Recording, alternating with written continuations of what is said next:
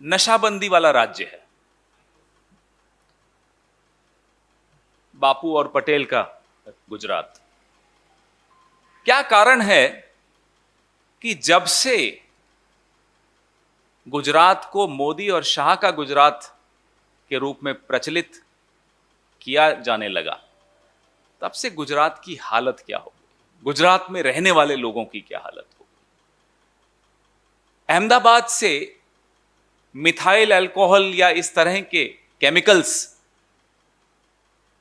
बनते हैं, बन के कई कई 100 किलोमीटर दूर बिक जाते हैं। उसमें फिर लट्ठा, जिसको लट्ठा कहते हैं, लट्ठा जिसको वहां की भाषा में कहा जाता है, जहरीली शराब का सेवन किया जाता है। और लगभग 50, ये जो अधिकृत जानकारी है मैं वो बता रहा हूं, 50 के लगभग लोगों की जान जा चुकी है और 100 लोग और जीवन और मृत्यु के बीच संघर्ष कर रहे हैं।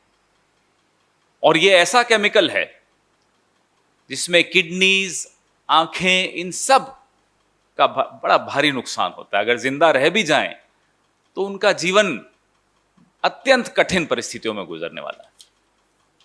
अफसोस की बात यह है, ये जो केमिकल जिसका मैंने आपके सामने नाम लिया, मिथाइल अल्कोहल, इसका प्रोडक्शन, इसकी सेल, इसकी बिक्री, ये सब सरकारी निगरानी में होनी चाहिए। बावजूद इसके सरेआम इसकी बिक्री हो रही है, सरेआम इसका सेवन हो रहा है और लोग मौत का शिकार हो रहे हैं। बोटाद जिला गुजरात का, जिसमें यह दुखांतिका हुई, और यह कोई पहली बार नहीं हुई है। 15,000 करोड़ का एक गैर कानूनी कारोबार बिना सरकार के, बिना राजनीतिज्ञों के, बिना पुलिस प्रशासन की मिलीभगत के संभव ही नहीं हो सकता। 15,000 करोड़। प्रधानमंत्री आज गुजरात में, गृह मंत्री भी आज गुजरात वहीं के हैं, मुख्यमंत्री, तीनों में से कोई अगर बोटाद गए हों, मृतकों के परिवारों से मिले हों, प्रधानमंत्री ने अगर कोई ट्वीट किया हो, कोई स्टेटमेंट दिया हो, तो आप मुझे बताइए। गैर भाजपा राज्यों में अगर यह हुआ होता तो प्रधानमंत्री तुरंत 10 मिनट में ट्वीट करते हैं, मुख्यमंत्री से बात कर रहे हैं, स्टेटमेंट दे रहे हैं। प्रधानमंत्री जी, हम अब आपको कहते हैं, कुछ दिन अब आप भी गुजारो गुजरात में, जरा जाकर देखिए क्या हालत है गुजरात की।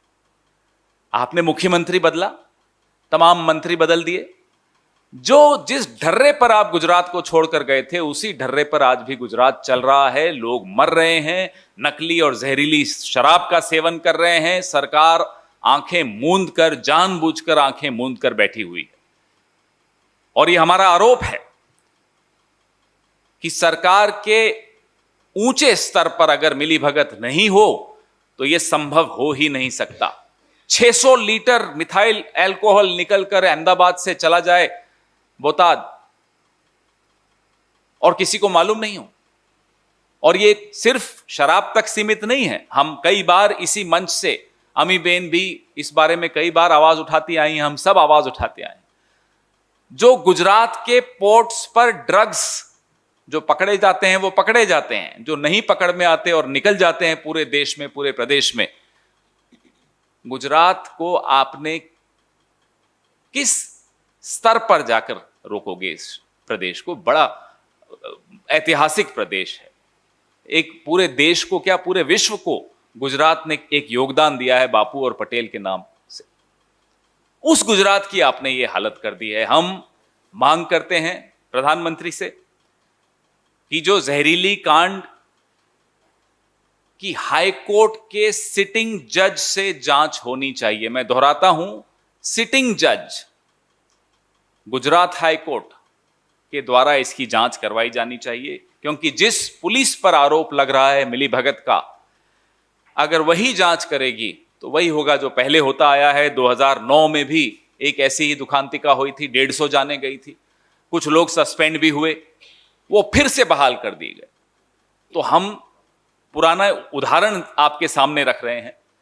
इस उदाहरण को देखते हुए हम आपसे यह मांग करते हैं कि सिटिंग जज ऑफ हाई कोर्ट की निगरानी में यह जांच होनी चाहिए। नंबर 2, जहरीली शराब पीने से जिन लोगों की जानें गई हैं वो गरीब लोग थे, अपने घर में कमाने वाले इकलौते सदस्य थे। ऐसे परिवारों को समुचित मुआवजा तुरंत घोषित किया जाए। हमको तो हैरानी है कि अब तक क्यों नहीं घोषित किया गया, क्योंकि आपकी गलती से यह हुआ है, सरकार की गलती, सरकार की मिलीभगत, सरकार की जानकारी, सरकार की निगरानी, सरकार के प्राश्रय से यह हुआ है। इस कांड की वजह से कुछ लोगों की आंखें चली गई, कुछ लोगों की किडनी डैमेज हो गई। उन तमाम लोगों के लिए मुआवजा और मुफ्त और बेहतर इलाज की व्यवस्था, यह 3 मांगे हम प्रधानमंत्री के सामने रख रहे हैं। मैं फिर दोहराता हूं, प्रधानमंत्री और गृह मंत्री दोनों गुजरात के हैं। उनके गृह प्रदेश में यह दुखांतिका हुई और उनकी चुप्पी सबको खल रही है।